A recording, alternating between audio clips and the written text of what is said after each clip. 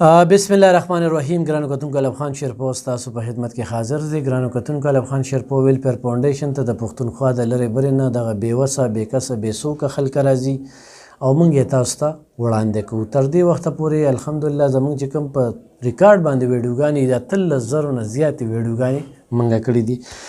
الب خان شیرپو فاونډیشن په زرګو خلک مستفید کړي. کومه زنانه چې زموږ سره په څنګ کې موجوده ده دغه تورسرې جنانه ډېره سخته قصه ده.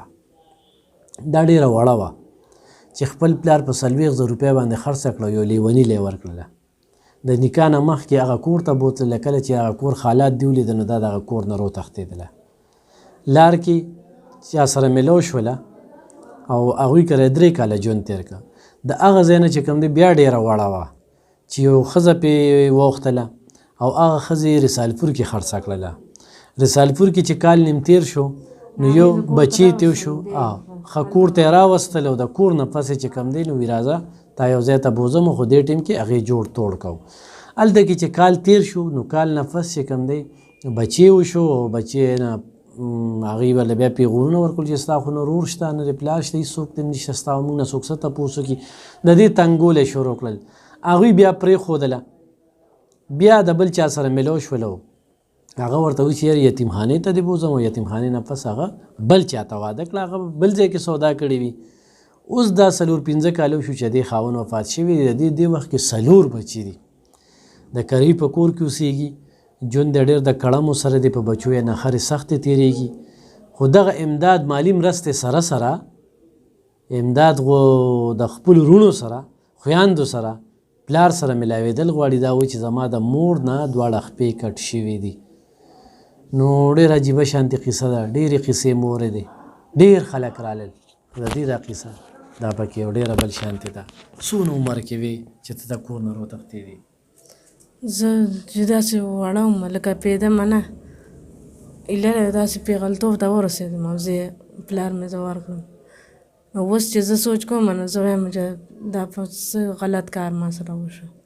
نو اوس دونه مشکلاتو سره موږ مخ یو چې سم ډېر زیات ستومان یې اوس ستومان یم. اوس مې وروڼه خویندې یادېږي. اوس نو د شپې خوب شته نم دروازې هغې مې یادېږي.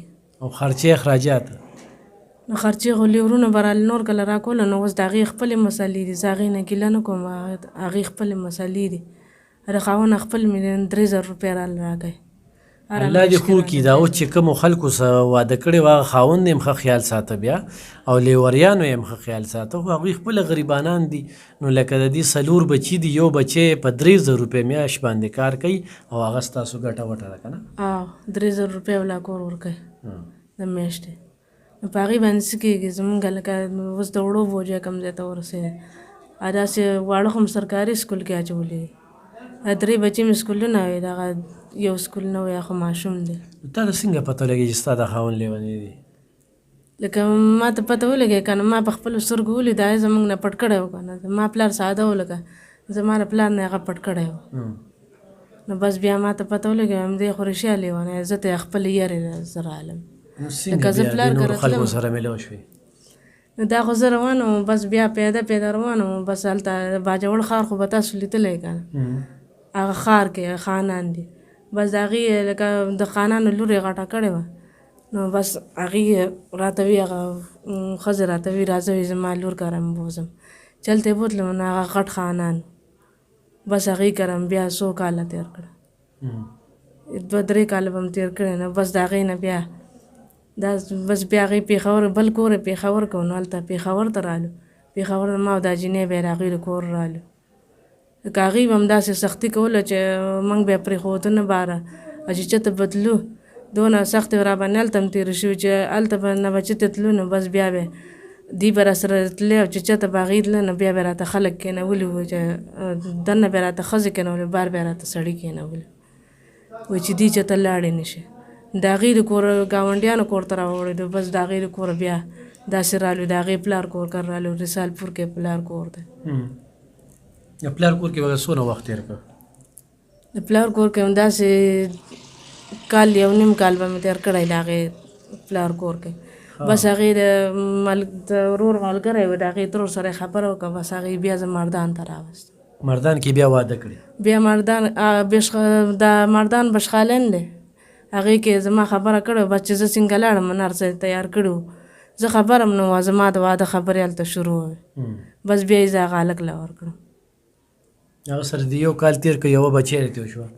داسې 1 یا 2 کاله به شوي چې د هغه سره مې تېر کړم، بس بیا هغې راته پیغورونه کوي ستا څوک نشته دی، ته بې څوکه یې داسې وه، بس هغې پرېښوده. د هغې نه پس بیا چېرته لاړې؟ د هغې نه پس بیا هلته دغه بل کور کره لاړو، اچا چې زه ورکړې وم، اچا چې زه ورکړې وم هغې کره زه بیا بوتلم، بس هغې د کوره بیا زه یو دا زما خاوند او یو دغه بل و، نو بس دې زه مردان ته راوستم، زما خاوند خو لکه دې د سړی رو دی، نو مردان ته راوستم، ما ته اول یې وویل زه یتیمخانه کې داخل وم، بس بیا هغې نه پس بیا زه دله ورکړم. بیا یې ما ته وویل وړوکی هلک دی، چې بس بیا چې دې ما ولیدم بیا خو مې څه هم نه شو ویلی، نه راته د پولیس اجازت و چې زه راتلې وم، او لکه ډېر زیاته د هغه عمر زیات و؟ د هغه عمر زیات و که نه، د ټولو وروڼو خویندو مشر و. څو کاله دې ورسره تېر کړل؟ د هغه سره مې پنډه کې 8 کاله تېر کړي. ده سره دې 8 کاله تېر کړل، 2 کاله دې سره تېر کړل، نو 10 کاله شو، 3 کاله د هغه خانانو سره تېر کړل، نو 14 کاله شو، 2 کاله دې په نوښار کې، نو 15 کاله شو. او چې بیا زه بیا دې کارډ هم جوړ کړم، لکه دې زما نکاح ورور و، نو بس دې راله کارډ جوړ کړم، نو اوس ډېر زیات زما اوس د مشکلاتو سره مخ یم، چې بس هغه خرچه خو پرېږده، خو خفه یم، بس پر وروڼو خویندو پسې خفه یم زه، چې ما ته خپل وروڼو خویندې میلاو شي. او تا لوبې کولې چې ته دغه کور ته دغه کړې، نو نکاح شوې وه؟ نه که نه نکاح هم نه وه شوې، زمونږ لکه داسې زمونږ دا خلک داسې دي چې اوس چې سړی اوس کراچۍ کې یا پنډۍ کې، نو دغه شان واده ولې وکړي، نو هغه بیا وروسته لاړ شي، دې زمونږ نه پټ کړی و. نو ته کور ته رخصتي ستا شوه رخصتي او نکاح نه ده شوې؟ نکاح هم نه وه شوې که نه. او نو بس بیا زه داسې زه پلار کره تلم، نو بس داسې بس په مخه شوم، او پیدا بس په مخه شوم، بس ښځه راباندې خدای پېښه کړه، ښځې زه هلته خانانو کره بوتلم، باجوړ خانان. دا رواج دی چې نکاح بیا چې نکاح کېږي چې سړی راشي بیا نکاح وشي که نه؟ او که نه زمونږ د خلکو د هغې پورې چې هغه میاشت کال هر څومره بار وي، خو ته به دغه سخر کور کې؟ او همدغه شان خو تا ته دا پته وه چې زه د پلار خرڅه کړې یم اغوستې ده؟ نو هلته خو هم ټول او که نه داسې خو ټول خلک کوي، لکه زمونږ خلک هم داسې کو، اوس رواج بدل کړی، دغه نه شم ویلی. او ته دا وایې چې ما لوبې کولې، زه د هغې نه را روانه کړم، لکه زه اوس ملګرو سره به مې لوبې کولې، که خپل کور کې که داسې ما روجې هم نه وي نیولې، او اوس داسې خفه یم چې اوس عقل مې سر له راغی، همدا ما سره څه شوي دي. نو هلته کې عقل خو سر له راغی، خو هلته کې هغه ځای کې هم د ښامارانو نه لکه په لیوني باندې رجون ورغلي وو که نه، او خرڅه شوي وي، خو دویمه دا ده چې ته پلار کره راتلې او لار دله غلطه؟ پلار کره تلم که نه، زه پلار کره تلم، د هغه ځای نه را تښتېدې؟ د هغه کوره د پلار کره تلم، ما وایي چې زه پلار کره لاړ شم، زه به مور ته دغه شان ووایم چې زه داسې سړي له ورکړی یم، نو بس د هغه ځای نه زما نه لاره خطا شوه، بس زه بیا را روانه شوم. ګرانو کتونکو، تاسو دغه سټوري واورېدله، دا په الفاظو کې بیانول ډېره ګرانه ده چې په دې څه شوي دي، د دې نه څونه ډیمانډونه شوي دي، دا چې چېرته تلې ده، بیا ترې خلکو کمې تمې دغه کړي دي، خلکو ورسره کم زیاتیات کړي دي، نو هغه یو بېله خبره ده، یو بېل داستان دی، خو په دې باندې دا 15-14 کاله چې کم دی، دا دې چې کوم حساب کتاب مونږ ولګو، دا پرې ډېر انتخایي سختې تېرې شوي دي، او دې کې د وروڼو د مور پلار ارمان کړی دی چې کاش د هغوی سره میله ویمه. اوس دا یریږي چې ځای ورته معلوم دی، خو بیا هم هغوی خبره کوي، نو زما دې دفتر ته راتلی شي، دا زه راغوښتی شمه او دلته کې کینولی شو، دا چې کومه ده زمونږ په ذمهوارۍ باندې بوتلی شي، دې هغه خپله سزا کومه غلطي چې کړې وه هغه سزا دې ته میلاو شوه، په دې ډېرې سختې تېرې شوې دي. دې قصه اورېدل چې کومه ده هغه ډېره زیاته ګرانه ده، چې خلکو ته نه کم ډیمانډونه کړي دي او خلکو به کم تشدد کړي دي او کم زیاتیات شوي دي. نو دې وخت کې د سره د خپلو 4 بچو ډېر سخت ژوند تېروي، خو څوک ورسره امداد کوي، نو په دې باندې زما نمبر دی، ایزي پیسه، په هغې رابطه کولی شي. دویمه خبره چې واده، نو دا و چې وروڼو سره نه میلاو شوي، تر هغې زه بل دا به د دې 4م واده شي، هغه زه نه کوم.